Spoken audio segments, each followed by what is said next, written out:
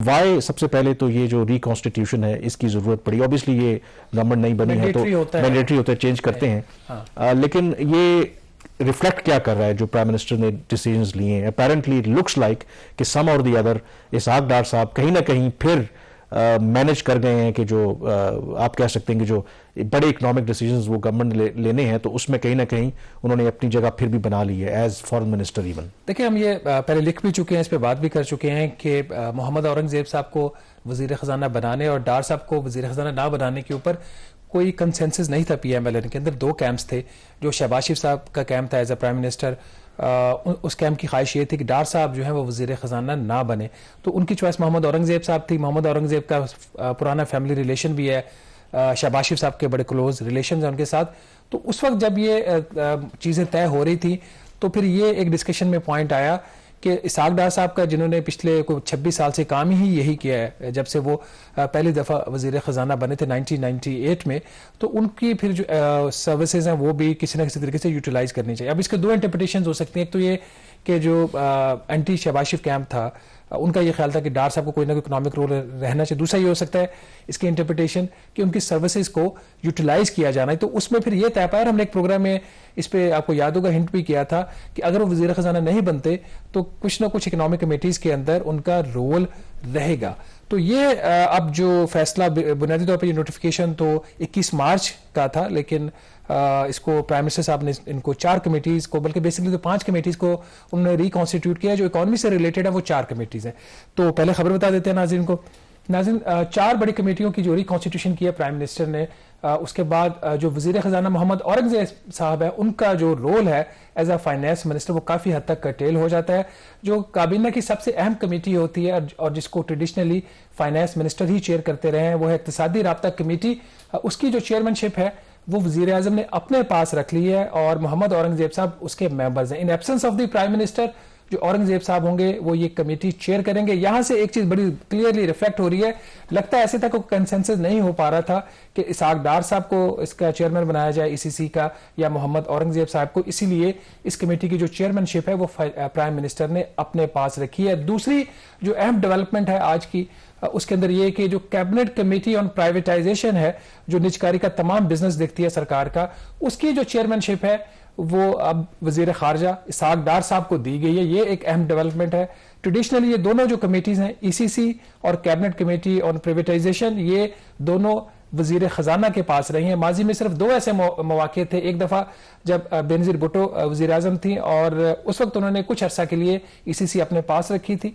इसके अलावा शायद ही कोई मौका हो या यूसुफ रजा गिलानी साहब ने शायद एक ब्रीफ पीरियड के लिए रखी थी।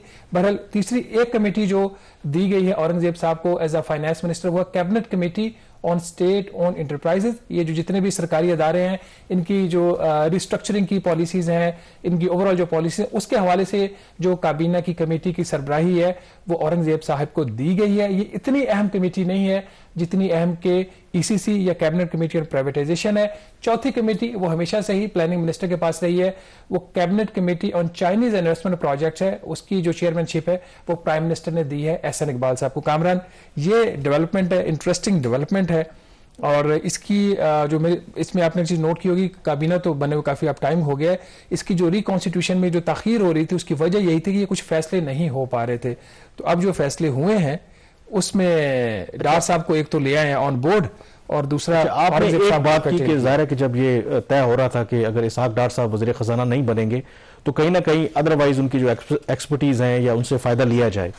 अब डू यू थिंक कि ये फायदा लेने की कोशिश की जा रही है या इसहाक डार साहब खुद बहुत कीन है कि चलें अगर उन्हें वज़ीर ख़ज़ाना नहीं बनाया गया तो एटलीस्ट कोई अहम कमेटी को तो वो हेड करें, अगर तो वो खुद से ज़बरदस्ती इस इकनॉमिक टीम में इन होना चाह रहे हैं तो आई थिंक जिस तरह वो कहते हैं ना कि वहां पे आपको नहीं जाना चाहिए जहां पर आपको दावत ना हो, तो आखिर इसहाक डार साहब क्यों ऐसा करना चाहते हैं? देखें, अगर प्राइम मिनिस्टर का फैसला है, इफ दे थिंक कि हमें एक नए बंदे को चांस देना चाहिए, तो आई थिंक एक तो अच्छा काम इन्होंने ये किया कि इनको स्पेशल एडवाइजर या स्पेशल असिस्टेंट नहीं बनाया, औरंगजेब साहब को फुल फ्लेज फेडरल मिनिस्टर बनाया है।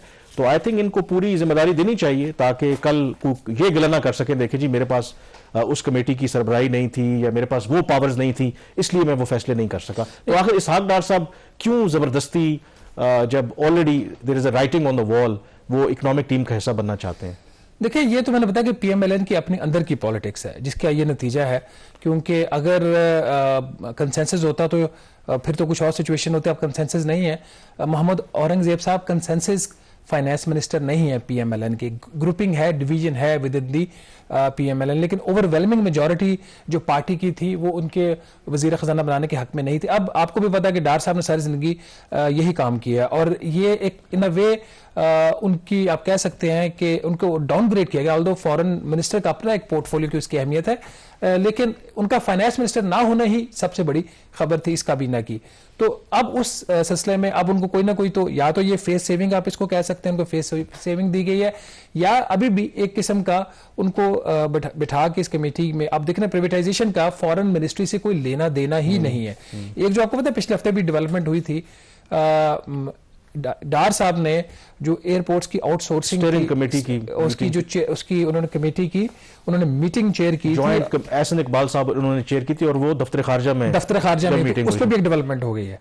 एक और नोटिफिकेशन हुआ है, वो जो कमेटी थी इंटरनेशनल एयरपोर्ट्स की आउटसोर्सिंग के ऊपर, उसकी जो चेयरमैनशिप से वापस ले ली गई इसहाक डार साहब से। अच्छा, वापस ले ली, वो वापस ले ली गई, और वो वापस लेके अब उसका जो चेयरमैन बनाया गया है वो एविएशन और डिफेंस मिनिस्टर ख्वाजा आसिफ साहब को बना दिया गया, और डार साहब को अब उसका एक मेंबर बना दिया गया है। और मोर इंपॉर्टेंटली इसका जो सेक्रेटेरिएट सपोर्ट थी, जैसे पिछले दफा फॉरेन ऑफिस में ये मीटिंग हुई थी, अब एविएशन डिवीजन जिसका ये बिजनेस है वहां से सेक्रेटेरिएट सपोर्ट जो एक आई थिंक ये जो ज़ाहिर है रिकॉन्स्टिट्यूशन है, जो अपॉइंटमेंट्स है, ये चेयरमैन कौन है, ज़ाहिर हम इसलिए डिस्कस कर रहे हैं क्योंकि इसके इम्पैक्ट होता है। तो अगर आम लोगों को समझाने के लिए क्या फर्क पड़ेगा, फर्ज करें कि प्राइवेटाइजेशन की अगर ये कमेटी चेयर कर रहे हैं, कैबिनेट कमेटी, तो डू यू थिंक कि ये जो फाइनेंस मिनिस्टर से इख्तलाफ कर सकते हैं, कुछ ऐसी चीज़ें हो सकती हैं जो आगे चल के प्रॉब्लमेटिक हो सकती हैं?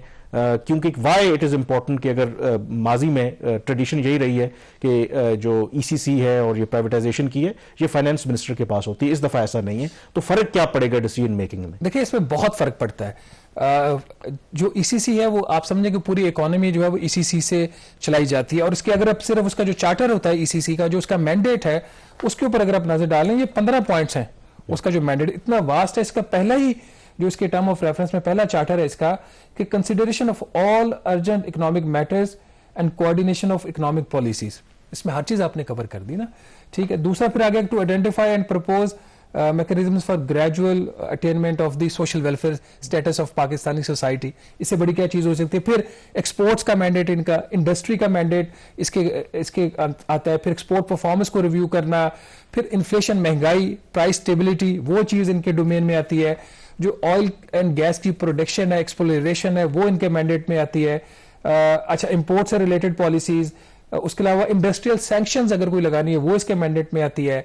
जो इंपोर्ट टैरिफ्स हैं वो इसके मैंडेट में आती है। मतलब कौन सी चीज ऐसी जो इसके मैंडेट में, तो सबसे बड़ी बात जो सप्लीमेंट्री ग्रांट्स इशू होती हैं वो यहां से होती है। अब फाइनेंस मिनिस्टर ने एक बजट बनाया, वो इंप्लीमेंट कर रहा है, और उसके ऊपर नॉर्मली होता है क्या है, फैसले ये नॉर्मली कंसेंसस से होते हैं, और कंसेंसस में भी ज्यादातर जो वॉइस होती है वो चेयरमैन की होती है। जो मतलब मुझे याद है कि जब फाइनेंस मिनिस्टर इसहाक डार साहब होते थे, एक डार साहब अक्सर एक प्री ईसीसी करते थे, उसमें चीजें तय हो जाती थी, बैठते ये ऐसे करके ना वो मीटिंग फार कर देते थे, डिस्कशन जरूर होती थी, फैसला इवेंचुअली जो चेयर ने कह दिया वही होता था। अब बट अगेन वो भी फिर कैबिनेट में जाता है ना, असल कैबिनेट में सिर्फ रेटिफिकेशन के लिए जाता है, बड़ा रेयर होता है। आप इसको ऐसे कह सकते हैं कि 95% प्लस नहीं हुआ था ना। देखें, जब नहीं, मैं वही कह रहा हूं ना कि आप कह रहे हैं ना, जिस तरह फैसला ईसीसी ने किया था इंडिया वाला इंपोर्ट करने वाला, और उसको कैबिनेट ने शूट डाउन कर दिया कि ईसीसी से करवा लो और कैबिनेट में उसको शूट डाउन करवा लो, ठीक है। या कभी कोई ऐसा प्राइस का डिसीजन होता है, गंदम की कीमत का होता है, कुछ इस किस्म के जो पॉलिटिकली सेंसिटिव मैटर्स होते हैं, उसमें कैबिनेट कोई मेंबर उस पर बात कर देता है तो वो चीज ओपन हो जाती है। 95% प्लस जो ईसीसी के फैसले हैं वो as it is cabinet ratify करते हैं, कई दफा तो पढ़े भी नहीं जाते। अच्छा, अब इसमें ईसीसी की तो बात होगी, अब प्राइवेटाइजेशन की क्योंकि इसहाक डार साहब करेंगे चेयर।